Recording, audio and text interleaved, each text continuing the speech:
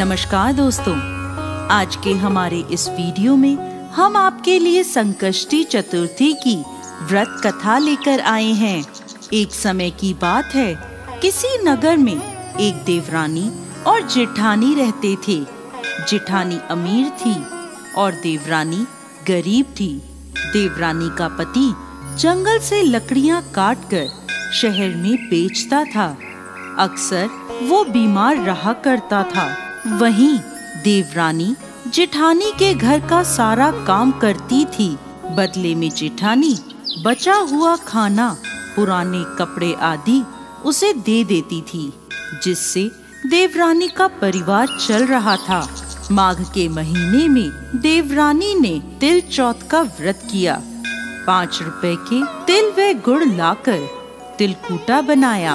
पूजा करके तिल चौथ की कथा सुनी और तिलकूटा छीके में रख दिया और सोचने लगी, चांद उगने पर तिलकूटे का भोग लगाकर ही कुछ खाऊंगी।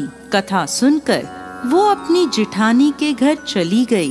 खाना बनाकर उसने जेठानी के बच्चों से कहा, खाना खा लो।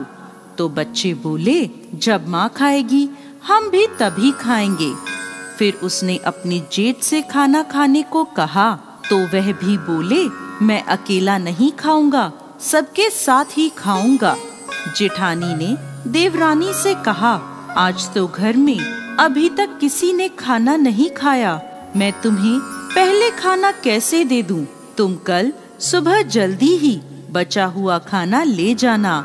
देवरानी के घर पति और बच्चे सभी आस लगाए बैठे थे कि आज तो त्योहार है, माँ आएगी तो पकवान आदि खाने को मिलेंगे। परंतु जब बच्चों को पता चला कि आज तो सूखी रोटी भी नहीं मिलेगी, तो बच्चे रोने लगे। उसके पति को बहुत गुस्सा आया। कहने लगा, सारा दिन काम करके 2 रोटी भी नहीं ला सकती तो काम करने का क्या फायदा? ऐसा कहकर गुस्से में उसने अपनी पत्नी को कपड़ा धोने के डंडे से मारा। डंडा टूट गया तो उसने उसे पट्टे से मारा। वो बेचारी गणेश जी महाराज को याद करती रोती रोती पानी पीकर सो गई। उस दिन गणेश जी महाराज उसके सपने में आए और बोले, धोवना मारी, पाटा मारी, सो रही है या जाग रही है? वो बोली, कुछ जाग रही हूँ, कुछ सो रही हूँ। तब गणेश जी बोले, मुझे भूख लगी है, कुछ खाने को दो। तब वह बोली, क्या दूं? मेरे घर में तो अन्न का एक दाना भी नहीं है। थोड़ा सा पूजा का तिलकूटा छीके में पड़ा है, आप वो खा लें। तिलकूटा खाकर गणेश जी बोले, धोवना मारी, पाटा मारी, निपटाई लगी है, कहाँ निपटूं? वो बोली, ये पड़ा घर, जहाँ इच्छा हो निमट लो। फिर गणेश जी बोले, अब कहाँ पोंछूं? तो वह गुस्से में बोली, कब से तंग कर रहे हो? मेरे सर पर पोंछो और कहाँ पोंछोगे? सुबह जब उसकी नींद खुली तो वो हैरान रह गई। उसका पूरा घर हीरे मोतियों से जगमगा रहा था। उसके माथे पर हीरे मोती जगमगा रहे थे। उस दिन वो जेठानी के यहाँ काम करने नहीं गई। काफी देर राह देखने के बाद जेठानी ने अपने बच्चों को चाची को बुलाने भेजा। उसने सोचा, कल खाना नहीं दिया इसलिए देवरानी बुरा मान गई है। बच्चे बुलाने गए और बोले, चाची चाची चलो, माँ ने बुलाया है, सारा काम पड़ा है। तब देवरानी बोली, बेटा बहुत दिन तुम्हारी माँ के काम कर लिया, अब तुम अपनी माँ को मेरे यहाँ काम करने भेज दो। बच्चों ने घर जाकर अपनी माँ को सारी बात बताई कि चाची का घर हीरे मोतियों से जगमगा रहा है।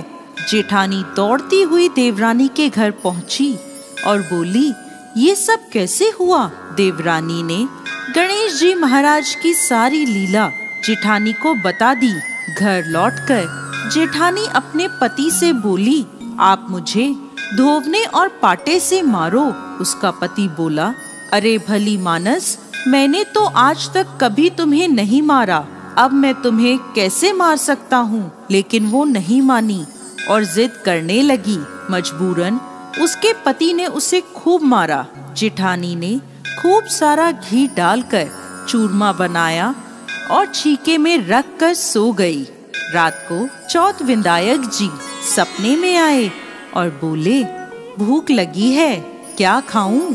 जेठानी बोली, गणेश जी महाराज, जेठानी के यहाँ आपने सूखा तिलकुटा खाया था।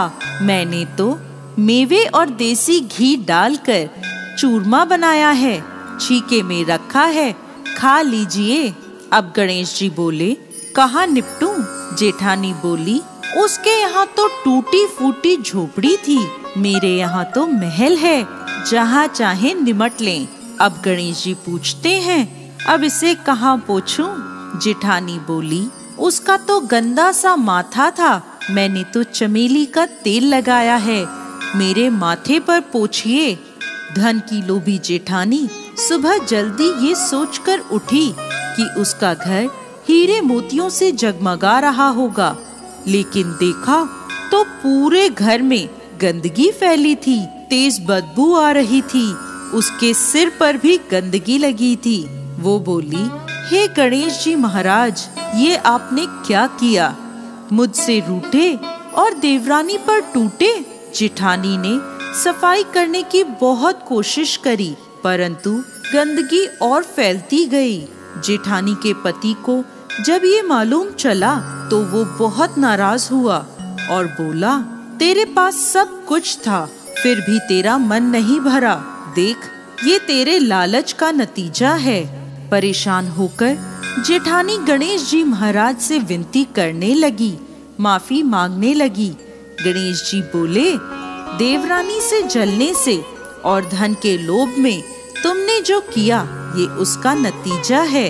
इस प्रकार जेठानी को सबक सिखाते हुए गणेश जी महाराज ने अपनी माया समेट ली। हे गणेश जी महाराज, जैसे देवरानी पर कृपा करी वैसे सब पर करना। कहानी कहने वाले, सुनने वाले और हुंकारा भरने वाले सब पर कृपा करना, और जेठानी को जैसी सजा दी वैसी किसी को मत देना।